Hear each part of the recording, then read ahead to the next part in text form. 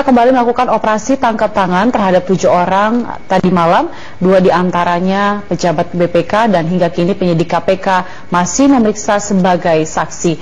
Untuk mengetahui informasi terkini, kita telah terhubung dengan reporter Berita 1 Ismail Reza dan juru kamera Rangga Samudra dan Muhammad Reza di kantor BPK.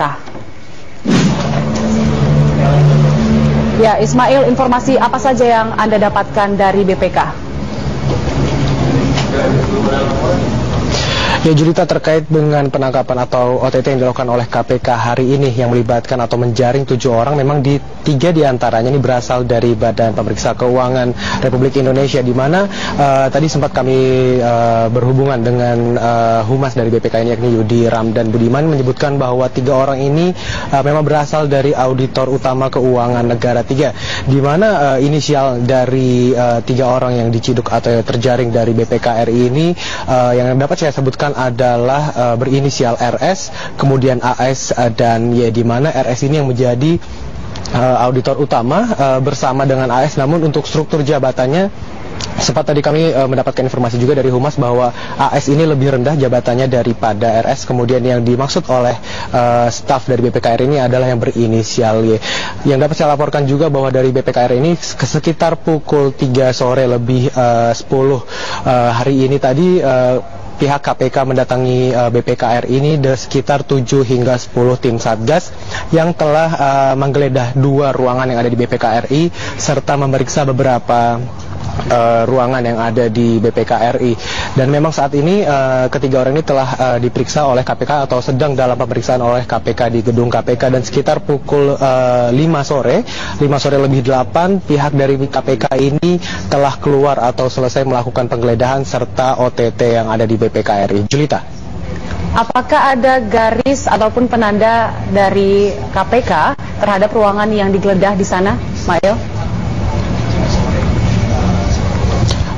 Ya, saat ini memang kami tidak bisa memasuki ruangan yang digeledah oleh KPK, memang karena tadi saat kami datang ke BPKRI ini memang pihak dari keamanan atau security dari BPKRI ini melarang kami masuk untuk mendapatkan pernyataan dari pihak Humas dari BPKRI ini, memang karena sempat tadi sebelum Humas menyatakan pernyataan-pernyataan begitu terkait dengan anggotanya atau pegawainya yang terlibat oleh OTT KPK ini, pihak dari Sekjen telah melakukan memberikan pernyataan, namun telah pulang begitu sehingga press conference atau doorstop yang kami lakukan ini telah selesai. Namun setelah kami konfirmasi ulang, kami dapat memasuki BPKR ini, dan namun juga kami tidak dapat memasuki ruangan. Namun informasi yang dapat kami sampaikan bahwa 2 ruangan yang digeledah ini telah disegel begitu oleh KPK sehingga tidak dapat dilakukan aktivitas yang ada di dalam gedung BPKR ini.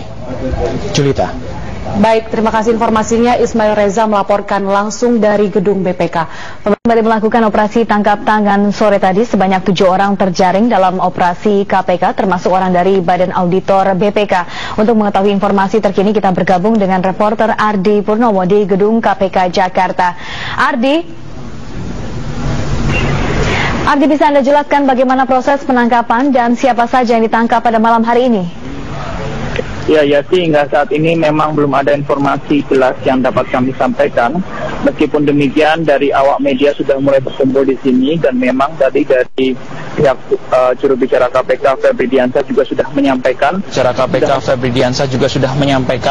Sudah membenarkan bahwa memang ada beberapa sosok yang tertangkap oleh KPK. Namun Febri Diansah meminta agar dari pihak awak media untuk menunggu proses yang mencapai 1 kali 24 jam agar dari para penyidik bisa memastikan siapa-siapa saja yang nantinya akan ditetapkan menjadi tersangka dan juga kasus apa yang menjerat, karena sampai saat ini proses penyidikan ini bisa memakan waktu yang cukup lama, ya sih, sebab ada berbagai proses yang harus dilakukan, termasuk juga untuk mengumpulkan barang bukti, di mana untuk penetapan tersangka dibutuhkan paling tidak 2 alat bukti. Dan kita juga memahami bahwa dari pihak KPK memang memerlukan waktu untuk juga meninjau langsung dari tempat terjadinya penangkapan OTT ini supaya bisa menemukan bukti yang cukup sebelum nantinya menetapkan beberapa sosok yang sudah ditetapkan sebagai tersangka. Meski demikian, dari pihak Febri Diansah sudah positif bahwa hingga saat ini dari pihak penyidik dari penyidik KPK sudah positif memang ada dugaan korupsi di sini dan penyidik sedang bekerja keras untuk bisa menemukan bukti-bukti yang ada. Yasi Syarif. Ya, Ardi, selanjutnya sudah ditemukankah atau mendapatkan informasi terkait dengan kasus apa? Kabarnya ada terkait juga dengan masalah dari Kementerian Desa. Benarkah demikian, Ardi? Iya, ya sih, kita belum bisa berani berbicara di sini ataupun juga belum bisa menyampaikan informasi karena dari pihak KPK juga belum memberikan suatu pernyataan yang lebih jelas di sini. Memang jika kita melihat ketika kita berbicara soal badan audit, maka ada banyak sekali badan audit di Indonesia, termasuk diantaranya memang ada BPK, kemudian KPK juga termasuk lembaga auditor, lalu juga ada Bawaslu, banyak sekali di sini lembaga auditor, sehingga memang di sini sangat luas sekali. Ya, si Syarif, dan dari pihak Humas Febri Diansyah juga tadi dari juru bicara Febri Diansyah belum bisa untuk menyebutkan dalam kasus apa daripada orang-orang tertangkap OTT KPK ini. Jika kita berbicara memang apakah ada hubungan dengan Kementerian Desa, kita juga harus melihat juga memang Kementerian Desa memiliki anggaran yang cukup besar dan juga memang sebelumnya juga sempat diingatkan oleh Presiden untuk berhati-hati dalam menggunakan dana desa itu, tetapi kita juga tidak bisa saat ini untuk bisa mengatakan memang masalah ini terkait dengan lembaga desa, karena itulah kita masih memberikan ataupun juga masih menunggu dari pihak KPK untuk memberikan konfirmasi yang lebih jelas. Yasi Syarif. Baik, Ardi, selanjutnya sudah adakah nama-nama dari ketujuh orang tersebut, detailnya terkait dengan siapa auditor yang ditangkap yang kabarnya berinisial RS, benar demikian atau tidak, dan juga dari Kementerian Desa siapa yang pejabat yang ditangkap? Ya sih, memang benar tadi sempat beredar nama-nama inisial yang diduga memang ikut ditangkap oleh KPK. Namun juga sampai saat ini dari pihak di sini juga memang belum bisa memastikan apakah benar inisial-inisial itulah yang diduga terlibat dalam permasalahan suap ataupun juga permasalahan korupsi yang saat ini masih ditangani oleh KPK ini. Namun tentu saja kita sangat berharap dari awak-awak media di sini dan juga masyarakat tentunya untuk bisa mengetahui lebih lanjut sebenarnya kasus apakah yang menjerat daripada para tersangka maupun juga orang-orang yang tertangkap dalam OTT ini, dan kita masih menunggu dari konfirmasi dari pihak KPK. Yasi Syarif. Ya, Ardi, selanjutnya bagaimana dengan mungkin sudah ada informasi hasil pemeriksaan sementara atau kondisi di sana seperti apa, siapa yang mungkin bisa ditemui, Ardi? Ya, tadi kita sudah sempat mengusahakan untuk bisa meminta konfirmasi langsung dari Febri Diansyah. Akan tetapi seperti yang telah saya jelaskan sebelumnya, dari pihak Febri Diansyah meminta agar dari pihak media untuk bersabar, karena untuk proses dalam penyidikan ini bukanlah hal yang mudah dan juga simpel, sehingga oleh karena itu dari pihak KPK berhati-hati benar dalam kasus ini. Tadi kita mendengar bahwa dari pihak KPK ingin mengadakan konferensi pers pada keesokan hari, namun demikian kita juga masih menunggu apakah nantinya dari pihak KPK akan merubah jadwal konferensi pers ini sehingga kita bisa lebih mengetahui sebenarnya apa yang terjadi dan siapa saja yang terlibat dalam OTT ini, sebab bagaimanapun juga kasus korupsi ini sudah berkali-kali terjadi di Indonesia, apalagi kasus korupsi yang diduga saat ini terjadi ini antara badan auditor dan juga lembaga yang diaudit, sehingga tentu saja untuk masyarakat ingin supaya masalah ataupun kasus ini segera ditangani, sebab masyarakat ingin bisa memberikan kepercayaan yang lebih tinggi kepada pemerintah.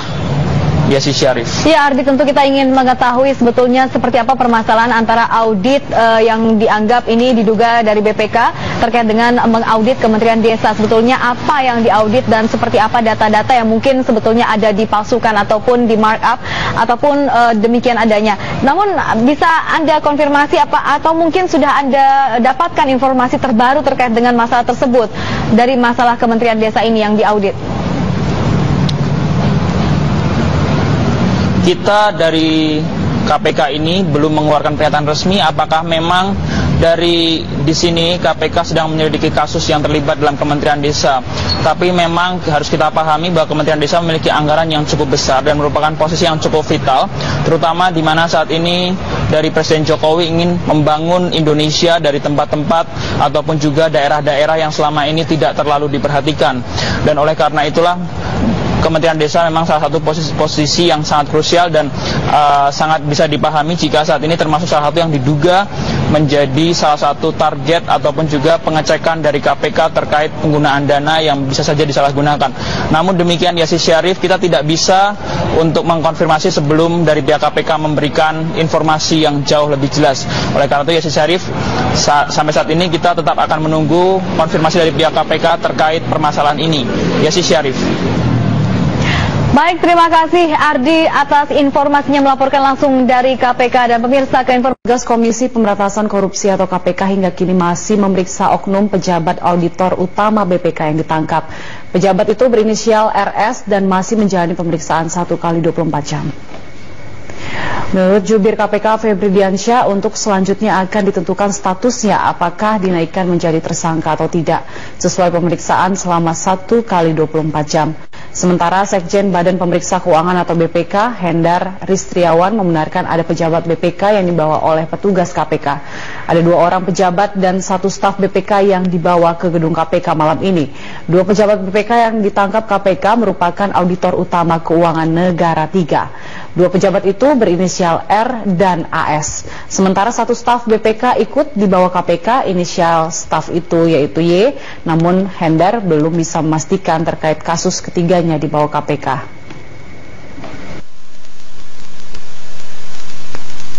Ya, betul. Jadi tadi jam 3.12 sore ya, itu ada petugas KPK yang datang ke kantor BPK, dan petugas KPK ini langsung menuju ke salah satu ruangan auditor di BPK. Kemudian dilakukan pemeriksaan, tapi kita tidak boleh mendampingi apa yang dilakukan pemeriksaan. Kemudian jam 5.08 ya, 2 orang auditor BPK itu dibawa ke KPK dan 1 staf dibawa ke KPK. Sampai hari ini, sampai jam ini saya masih menunggu berita lebih lanjut dari KPK. Tetapi besok sore saya mendapat informasi dari KPK akan dilakukan konferensi pers terkait peristiwa ini, dan juga dari BPK juga akan turut serta dalam kegiatan konferensi itu besok sore. Ya, hanya jamnya masih belum tahu. Jadi mungkin penjelasan lebih detail, lebih rinci itu bisa ditunggu besok pada saat konferensi pers di KPK yang akan dilakukan bersama dengan BPK. Pak, mau izin Pak, konfirmasi penegasan berapa orang tadi Pak yang dibawa Pak? 2 orang auditor dan 1 orang staf. Pak ya. Anggota di bawah BPK audit berapa Pak? Anggota audit berapa? Yang bersangkutan masuk di Auditorat Utama Keuangan Negara 3. Sedang ada pemeriksaan apa sih Pak? Saat ini tidak ada. Saat ini tidak ada. Ya. Inisialnya? Inisialnya R dan AS. Satu lagi Y. Y. Stafnya Y Pak ya? Ya, stafnya Y. Ya. Itu maksudnya dalam rangka sedang ada pemeriksaan apa? Tidak ada. Saat ini kan kita sudah selesai melakukan pemeriksaan. Apa terkait Kemendes Pak? Kita belum tahu informasinya, karena seperti tadi saya sampaikan, pada waktu dilakukan pemeriksaan oleh KPK itu tidak boleh didampingi oleh BPK. Oke. Gitu. Pak, ya. izin konfirmasi, apakah benar bahwa yang dibawa oleh KPK ini adalah stafnya Pak AS Hasanul Kossasi? Tidak ada kaitannya. Jadi sebetulnya ini adalah Tortama Keuangan Negara 3, itu aja ya. Jadi jangan dikait-kaitkan lah. Itu ya, janganlah. Ya. Ini Tortama Keuangan Negara 3. Nah, kalau dikaitkan dengan saudaranya siapa, jauh lah gitu. Tapi dari KPK ketika datang membawa ke